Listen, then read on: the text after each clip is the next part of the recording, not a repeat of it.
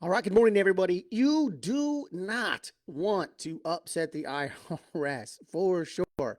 Today's episode, we're going to talk about some of those reporting requirements that need to do when you're lending. I'm going to give you some of my personal experiences with it and maybe just a few facts. Thank you, Tara Lynn, for requesting and sending out this request, and I'm happy to apply or I'm happy to reply. I hope everybody's having a good morning. I need some coffee. Got a frog in my throat this morning. All right, let's talk about the requirements for the reporting of the income that you get in relation to interest. So, a lot of people get this wrong and they think that the person who is the lender has the responsibility to make some type of reporting to your borrower. And it's actually the other way around. And so when you lend money out, you lend it to the borrower, and then the borrower pays a certain amount of interest associated with that loan. And so at the end of the calendar year, by January 31st the following year, the borrower is supposed to report a 1099 INT to the lender. And then the lender takes that 1099 INT and reports it as income. Most interest that we do will be ordinary income. It'll be reported on Schedule C, but it is the borrower that is responsible for sending out that 1099 INT.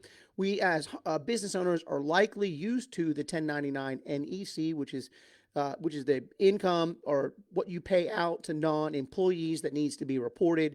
And the 1099 INT is a very similar thing, but it has to do with interest. Now, I will tell you that most of the borrowers don't accurately report the 1099 INT.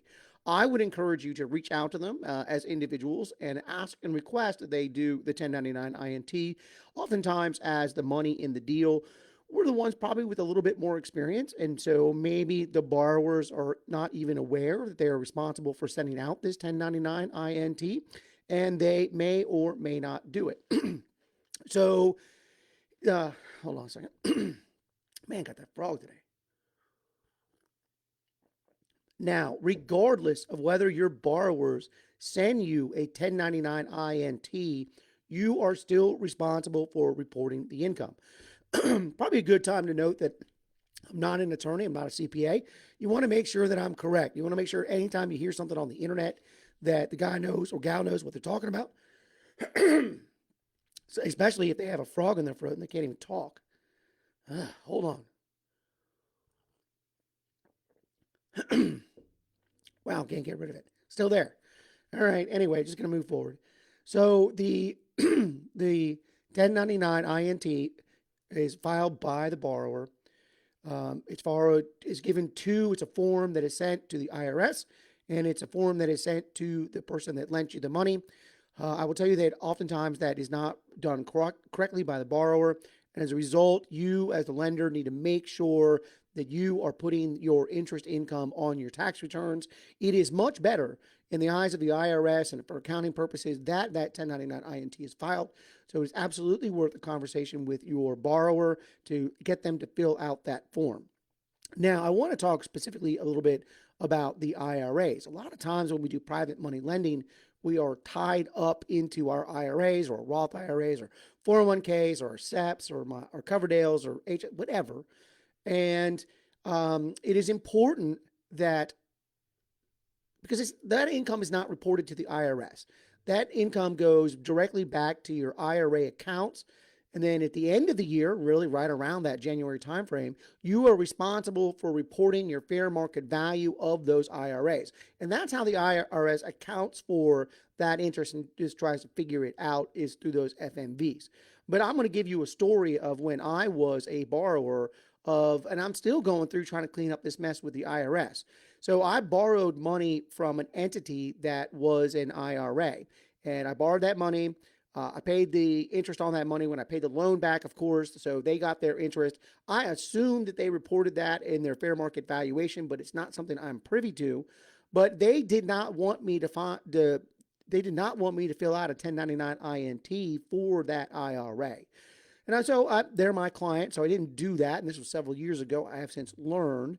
But what happened was that the IRS reached out to me a couple years later and said, hey, that this line item on my tax return that I did not report and I did not file a 1099, so I was responsible for paying those taxes. And it was a pretty substantial hit. I want to say it's like $3,000 to $4,000. Okay, like it's not going to be put out on the street about it, but I don't want to write a $3,000 or $4,000 check for an entity that's an IRA that's owned by somebody else. So you should train your borrowers to make sure they're going out and filling out those 1099 INTs so that the IRS does not come back and challenge them and request a payment.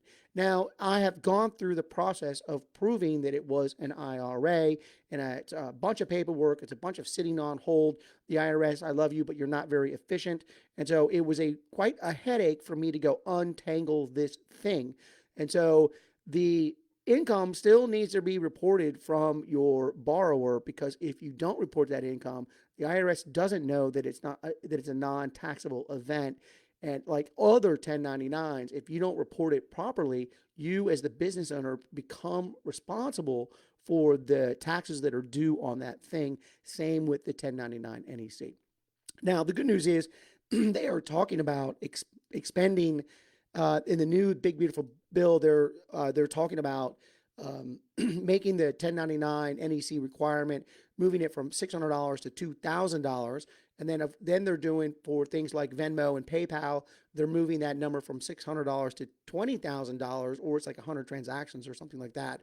And so they're making some adjustments in the big, beautiful bill. But one of the adjustments that they're not making that I've seen is a requirement for interest income. Yeah. They're not changing the requirement for interest income. And so you are required to fill out the 1099 INT if you pay more than $10 in interest in that calendar year. And of course, that 1099 INT is due by the last day of January in the subsequent year for which the taxable event occurred. So in this case, it was due January 31st, 2025. The next time that you'll need to report it, if you're the borrower and you're reporting your 1099 INT, will be January 31st, 2026. Okay, in conclusion, the lender is not responsible for doing the paperwork.